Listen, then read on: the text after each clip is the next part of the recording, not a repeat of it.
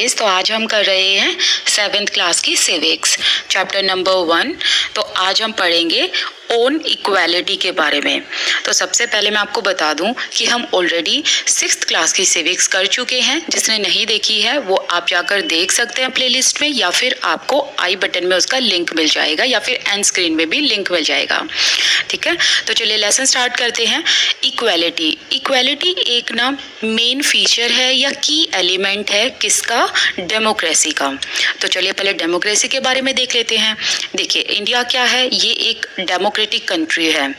India is a democracy, यहाँ की government भी डेमोक्रेटिक है। अब आप ऑलरेडी डेमोक्रेसी का प्रॉपर चैप्टर 6th क्लास के बुक में सिविक्स में आप कर चुके हैं, उसके की एलिमेंट्स भी कर चुके हैं। लेकिन यहाँ पर हम उसके की एलिमेंट को इलेबोरेटिव वे में पढ़ेंगे। अब अगर आप ऑल एंड ऑल बात करें कि डेमोक्रेटिक गवर्नमेंट या डेमोक्रेसी या फिर डेमोक्रेटिक कंट्री के अंदर होता क्या है, यहाँ पर सब लोग पार्टिसिपेट कर सकते हैं विदाउट एनी डिस्क्रिमिनेशन, बिना किसी भेदभाव के कहीं भी पार्टिसिपेट कर सकते हैं। सभी को इक्वालिटी दी जाती है, जस्टिस दिया जाता है। ये फ़र्क नहीं पड़ता आप अमीर हो, गरीब हो, मिडिल क्लास फैमिली से हो, सभी को समान माना जाता है। तो ये है डेमोक्रेसी के कुछ फीचर्स, जिसमें हम आज बात करेंगे इक्वालिटी के बारे में। आज हम पढ़ेंगे कि इक्वालिटी है क्या, इक्वालिटी डेमोक्रेसी में इम्पोर्टेंट क्यों है, और हम ये सब पढ़ेंगे कांता की स्टोरी से। तो यहाँ पर स्टोरी के थ्रू समझाया गया है कि क्या हम सब इक्वल हैं, अगर हैं तो कैसे, और नहीं है तो क्यों, वो सब भी यहाँ पर स्टोरी में बताया गया है। तो अपना लेसन जो है वो स्टार्ट करते हैं। अब देखिए यहाँ पर सभी लोग एक रो में खड़े हुए हैं। नाम के नीचे सबके ऑक्यूपेशन दिए गए हैं। कोई टीचर है, कोई ट्रेडर है, कोई स्टूडेंट है, या फिर कोई डोमेस्टिक वर्कर है, या कोई इंडस्ट्रियलिस्ट है, कोई अमीर है, कोई गरीब है, कोई मिडिल क्लास फैमिली से बिलोंग करता है, कोई स्लम एरिया से आया हुआ है। लेकिन सभी लोग एक रो में खड़े हुए हैं, किसी को ऐसे इम्पोर्टेंस नहीं दी जा रही है, सबको इक्वल माना जा रहा है। ये नहीं है कि अमीर आगे है और गरीब पीछे है। तो यहाँ पर हम बात करेंगे कांता देवी की, जो कि एक डोमेस्टिक वर्कर हैं।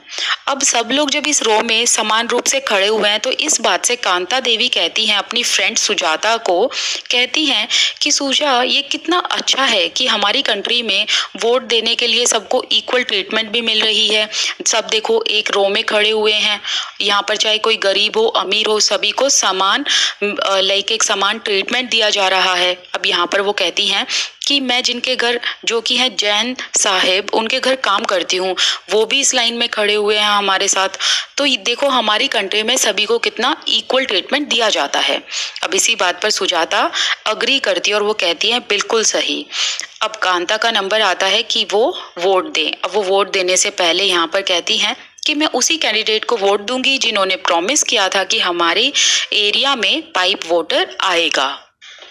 अब देखिए यहाँ पर ये सेकंड पेज पर भी इस लाइन को कंटिन्यू किया गया है, और ये हैं अशोक जैन, एक इंडस्ट्रियलिस्ट जिनके घर जो कांता देवी है वो काम करती हैं।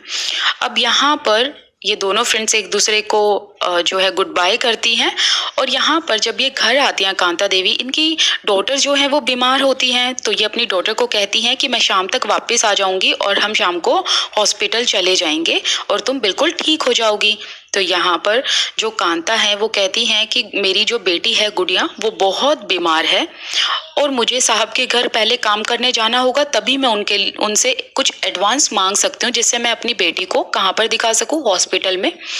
अब यहाँ पर जब वो वापस आती हैं अपने एरिया में, तो वो कहती हैं कि नो वंडर की गुड़िया क्यों बीमार पड़ी हैं, क्योंकि ये जो बस्ती है, जो ये स्लम एरिया है, ये कभी क्लीन ही नहीं रहता।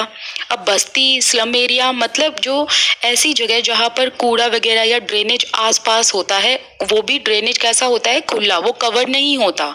तो यहाँ पर हमेशा गंदगी गिरी हुई होती है। तो इसी वजह से ये गंदगी को देखकर ये बातें बोलती हैं। कांता देवी अशोक जैन के घर काम करने आती हैं, तो उनकी मिसेस कहती हैं कि जो कॉर्नर्स हैं उनको प्रॉपरली क्लीन करना। अब कांता देवी एडवांस मांगती हैं, मिसेस जैन एडवांस दे देती हैं, लेकिन वो कहती हैं कि इसे आदत मत बनाना। इसी बात पर कांता देवी कहती है नहीं मैडम, ऐसा नहीं होगा। अब कांता देवी को एडवांस मिल जाता है, पैसे मिल जाते हैं। अब वो अपनी डॉटर को हॉस्पिटल में दिखाने के लिए जाती है तो उसे बहुत लंबी लाइन में खड़ा होना पड़ता है अपॉइंटमेंट के लिए। यहाँ पर वो मन ही मन सोचती हैं कि जैन मैडम, जैन साहब भले ही वो वोट देने के लिए हमारे साथ लाइन में खड़े हों, लेकिन जब उनके बच्चे बीमार पड़ जाते हैं तो शायद उनको हॉस्पिटल में इतनी लंबी लाइन में नहीं खड़े रहना पड़ता।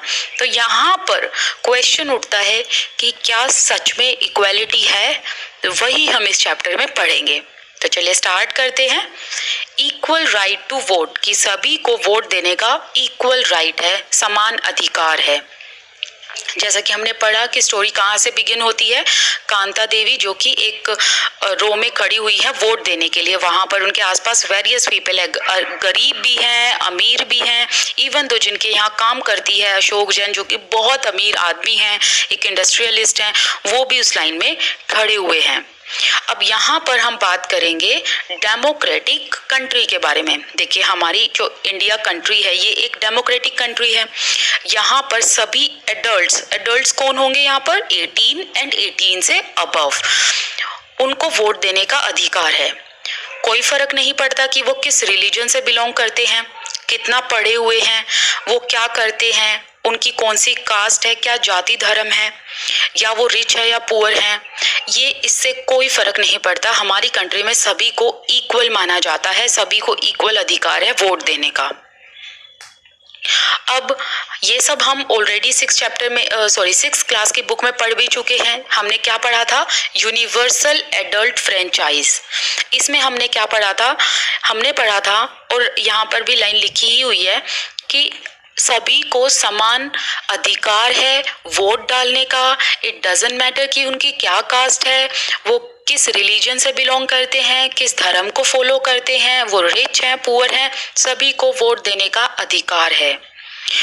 एक आदमी एक vote, that means universal adult franchise. इसका मीनिंग आपसे पूछा जा सकता है, तो ये लाइन आप समझ लेना कि अगर ये लाइन ऐसे लिखी आ गई और आपसे एमसीक्यूज में 3-4 चीजें लिख देंगे कि ये क्या है, तो आप यूनिवर्सल एडल्ट फ्रेंचाइज पर टिक मार्क करके आ जाएंगे। अब यूनिवर्सल एडल्ट फ्रेंचाइज जो है वो डेमोक्रेसी का इसेंशियल एस्पेक्ट है, इसेंशियल पार्ट है। अब जो ये आइडिया है यूनिवर्सल एडल्ट फ्रेंचाइज का, ये आइडिया बेस्ड होता है इक्वालिटी के आइडिया पे। मतलब सभी को यहाँ पर इक्वल माना जाता है, सभी को वोट देने का अधिकार है। कोई फर्क नहीं पड़ता कि आप कितने अमीर हो, कितने गरीब हो, और आप किस कम्युनिटी से बिलोंग करते हो। अब यहाँ पर जो कांता है वो बहुत एक्साइटेड है वोट देने के लिए, और बहुत खुश भी कि सबको कितना इक्वल दर्जा दिया जा रहा है, क्योंकि यहाँ पर हर एक इंसान की एक वोट की वैल्यू है। तो वो यहाँ पर इसी बात पर खुश हैं कि उनके वोट की भी वैल्यू है यहाँ पर। लेकिन जैसे जैसे डेज पास होते रहते हैं, जैसे जैसे दिन गुजरते रहते हैं, उसी हिसाब से कांता थोड़ी सी लेस सर्टेन हो जाती है। देखिए यहाँ तक तो वो बहुत खुश थी अभी तक तो, कि उसे वोट देने का अधिकार है, सबको उसके लाइक अमीर गरीब सब लोग इक्वल हैं, कोई डिस्क्रिमिनेशन नहीं है। लेकिन ये जो सर्टेनिटी है वो धीरे धीरे लेस होती जाती है, कम होती जाती है। अब यहाँ पर वो सोचती है कि जो ये इक्वालिटी है इसका मतलब क्या है, कांता को इतनी अनश्योरिटी या लेस सर्टेनिटी क्यों हुई कि इक्वालिटी है या नहीं है, और अगर है तो इसका मीनिंग क्या है। उसके लिए हमें इनकी स्टोरी देखनी पड़ेगी। और आगे ये जो कांता है ये एक स्लम एरिया में रहती हैं। इनके घर के पीछे एक ड्रेन है जो कि अनकवर है, जिसकी वजह से लोग बीमार भी पड़ जाते हैं। इनकी डॉटर जो है वो सिक है, बहुत बीमार है, और इनके पास इतने पैसे तो है नहीं कि ये हॉस्पिटल में डेली उनको दिखा पाएं, और वो एक भी दिन छुट्टी नहीं ले सकती, क्योंकि एक तो वो डोमेस्टिक हेल्पर हैं, उनको काम करने जाना पड़ता है, साथ ही साथ उनको एडवांस लेना है, इसलिए भी वो छुट्टी नहीं ले सकती। और जो उनकी जॉब है वो है डोमेस्टिक हेल्प की। अब वो क्या करती हैं, पहले वो डोमेस्टिक हेल्प का काम करती हैं और घर साफ करके आती हैं, अदर काम करती हैं, फिर वो हॉस्पिटल में लॉन्ग लाइन में खड़ी हो जाती हैं अपनी डॉटर को दिखाने के लिए। यहाँ पर उनको लगता है कि जो मैंने मॉर्निंग में लाइन देखी थी, जो वोट डालने के लिए लाइन थी, उस लाइन से ये लाइन गवर्नमेंट हॉस्पिटल में बिल्कुल अलग है, क्योंकि वोट डालने के लिए तो उस लाइन में सभी लोग थे, वेरियस पीपल थे, लाइक अमीर, गरीब, मिडिल क्लास फैमिली। लेकिन जिस लाइन में अभी मैं हॉस्पिटल में खड़ी हूँ वहां पर ज्यादातर लोग पुअर ही हैं, सभी लोग गरीब ही हैं। तो यहाँ पर उनको लगता है कि क्या इक्वालिटी है। Other kinds of equality,